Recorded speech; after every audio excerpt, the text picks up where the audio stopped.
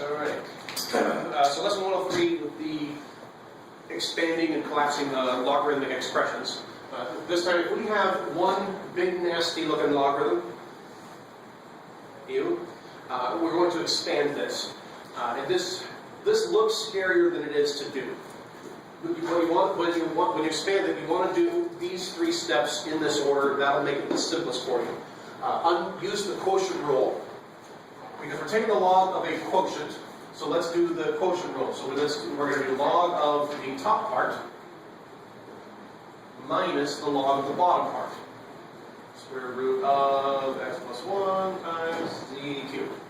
Okay, so we've separated the quotient into the two terms, and the quotient rule is with logarithms is subtraction. We subtract logarithms, it's the quotient of the arguments. Okay, so we've undone that one.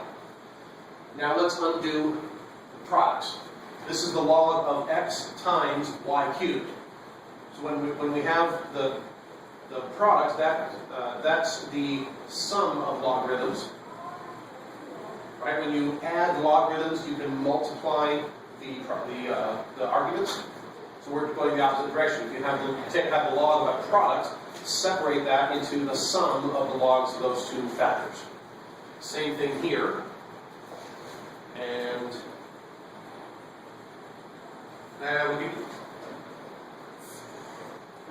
I'll finish this one. Cover this up for a second. We've got the log of this.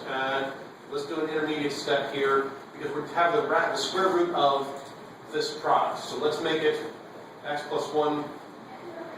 If we do x plus 1 times z cubed, if we make that to the 1/2 power, then we can distribute this exponent.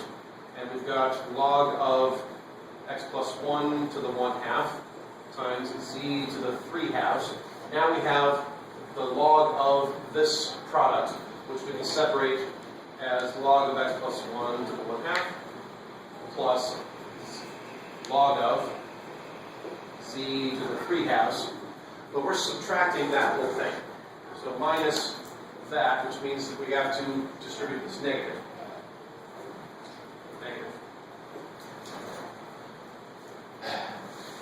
I will show you, let me pause for a second here and show you something else. Orange.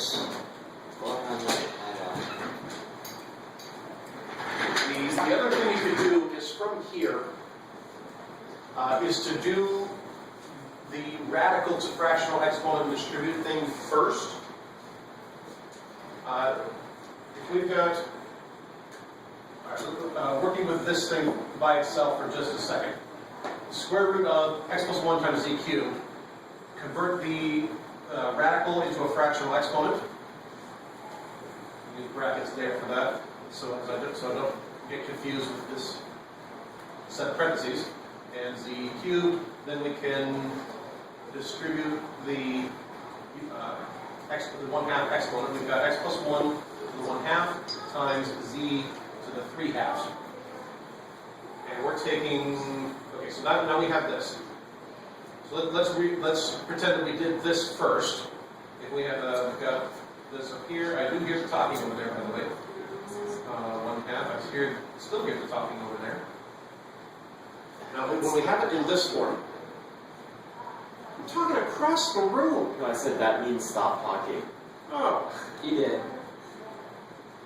then stop talking for a I minute. did. All right. Then you stop talking. Somebody! Okay. That's all on video. I know. That's what's priceless about this. So, okay. So, we've got the log of this expression here. The other way you could do it, I mean, a different way. Green. Okay. Green is so overrated.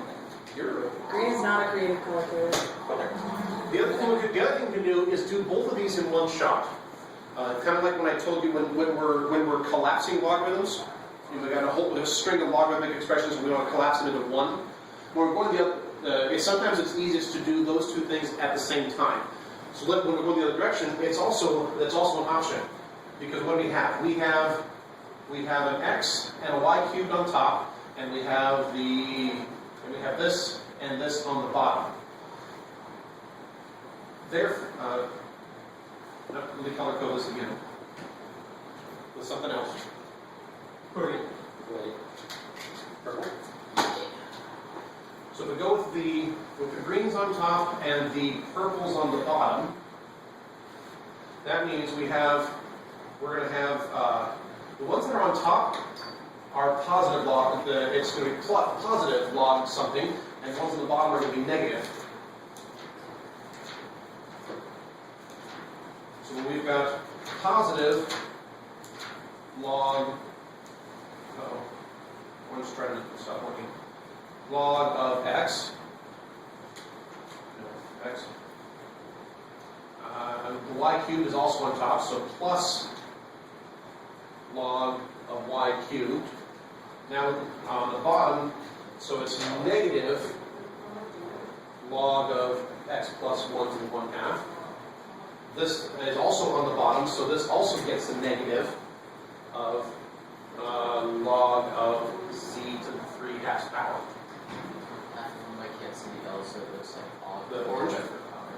And L. The orange is just about done. And we don't need this leading plus. So the nice thing about doing it in one shot is you don't have to remember to distribute this negative. So I would actually suggest doing the quotient product at the same time, but you might have to do some simplification first to get it so you've got several things multiplied by each other, you're multiplying and dividing all of this expression. So that whatever factors there are on top, you can separate those into log expressions that are positive. Whatever factors there are on the bottom, you can separate those into individual log expressions, but since they're on the bottom, they get a negative in front of the log. Capiche? Okay. And then finally, the power rule. Any of these exponents, what are they? Red? Brown? Red. Red. Then finally, for the power rule, any of these that have an exponent here, we want to move it out front. So this out front, and this is going to go out front here. So our final step is going to be log of x plus 3 log y. So y minus 1/2 log of x plus 1. There is no rule that we can use to separate this. And then minus 3/2 log z. And this is as expanded as we can make it. So that's just like the previous part of the lesson, where you start with something that's all the way expanded, you collapse it into one expression. That's what this lesson is about. Is taking this and turning it into that, and taking that and turning it into this. It's practice using the rules of logarithms. And that is the rest of the important stuff of lesson 103.